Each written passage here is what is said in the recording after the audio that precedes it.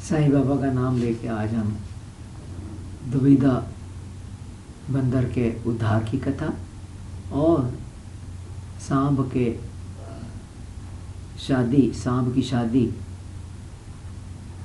दुर्योधन की पुत्री लक्ष्मणा के साथ उसकी कथा करेंगे। तो दुविधा बंदर की ये कथा है कि दुविधा बंदर ये बहुत पुराना बंदर था, बहुत आयु का था। एक समय वह त्रेता युग में सुग्रीव का मंत्री भी था, परंतु काल शायद अच्छे लोगों की बुद्धि पर भी पर्दा डाल देता है और इस बंदर ने जो श्री राम के साथ इतना समय व्यतीत किया था, जिसने राम के साथ इतना समय व्यतीत किया था, वह इतना खराब हो गया कि वो भौमासुर या नरकासुर का मित्र बन गया और श्री कृष्ण और बलराम का दुश्मन बन गया। तो त्रेता युग में जब वो राम का मित्र था, राम के साथ उसने इतना समय बिताया था, द्वापर युग में आकर वो कृष्ण और बलराम का दुश्मन बन गया। और दुश्मनी के कारण थी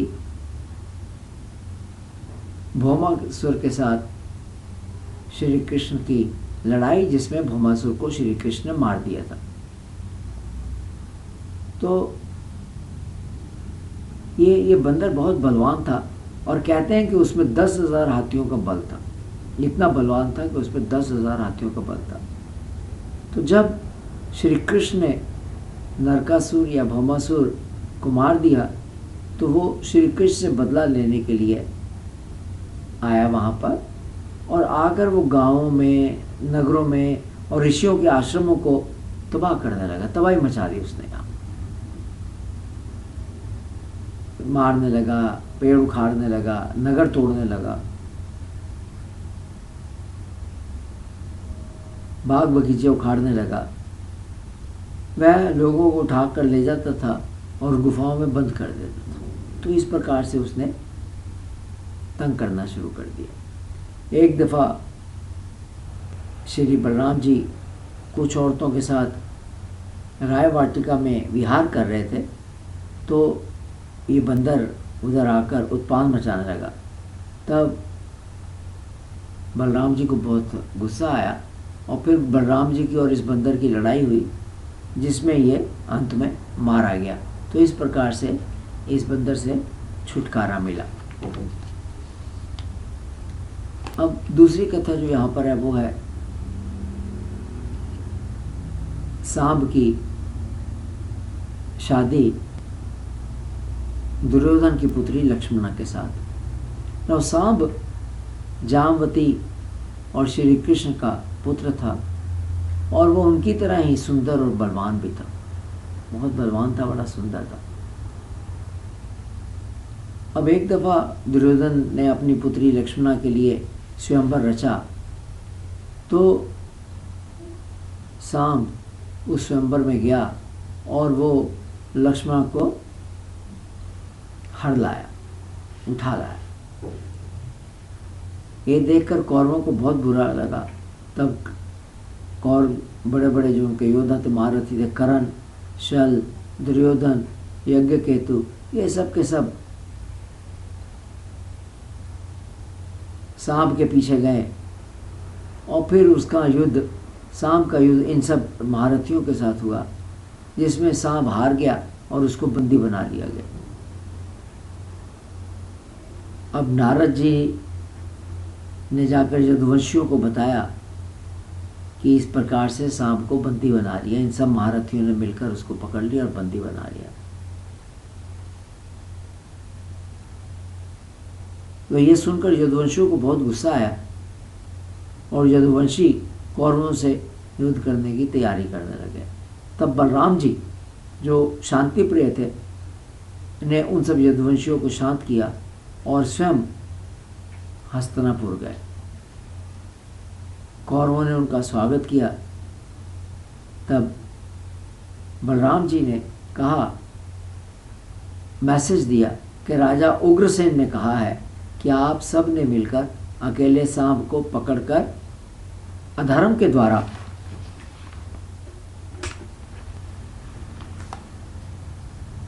बंदी बना लिया है। सब इकट्ठे और एक वो अकेला था, तो उसको बंदी बना लिया है। आपसे संबंध होने के कारण हम ये सह लेते हैं, अर्थात आपने जो शाम को बंदी बनाया वो गलत तरीके से बनाया, फिर भी हम इसे, क्योंकि आप हमारे संबंधी हैं, हम ये बर्दाश्त कर लेते हैं ताकि हमारी आपस में एकता बनी रहे। अब आप शाम को और उसकी वधि को, उसकी बीवी को अर्थात लक्ष्मणा को हमारे हवाले कर दीजिए, हमारे यहाँ भेज दीजिए। ये सुनकर कुरुवंशी बहुत गुस्से में आ गए। बोले कि आप अपने को समझते क्या हैं? यदुवंशी अपने को समझते क्या है? कौरवों के मुकाबले में यदुवंश लोगों की हैसियत क्या है? ये तो ठीक है कि यदुवंशियों की बेटी कुंती हमारे राजकुमार के साथ ब्याही हुई है, ठीक है, रिश्तेदारी है, इसलिए हमने अर्थात कौरवों ने आप लोगों को राज्य करने दिया, नहीं तो वो राज्य भी हमारा ही है।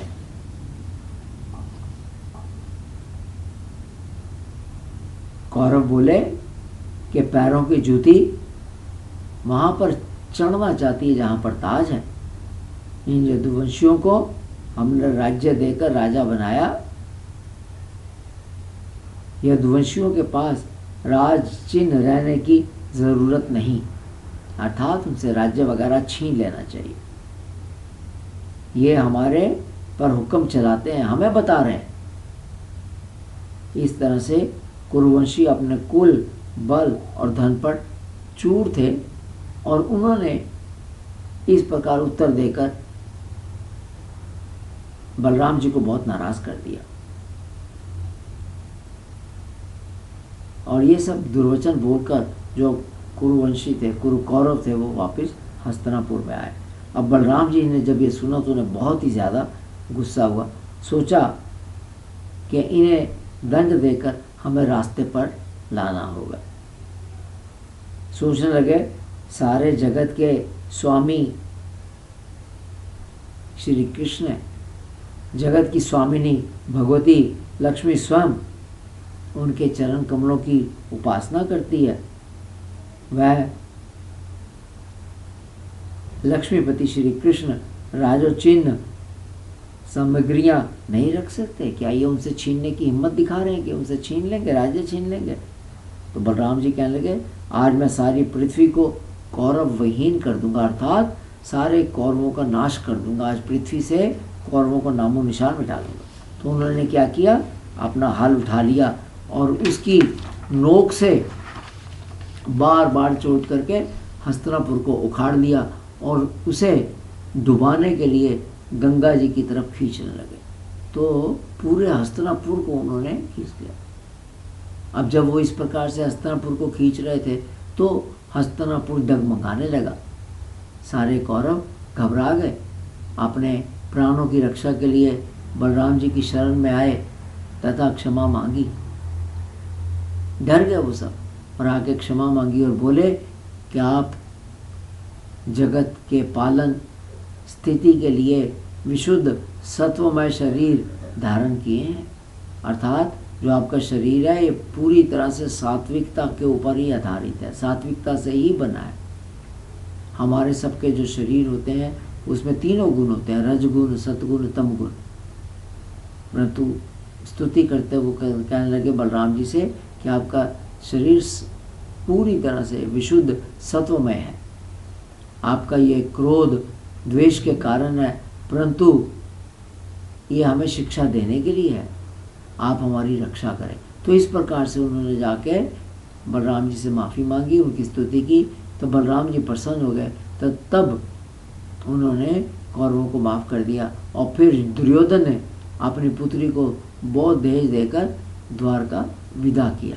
तो इस प्रकार से ये कथा यहाँ पर समाप्त होती है और सुनने के लिए धन्यवाद।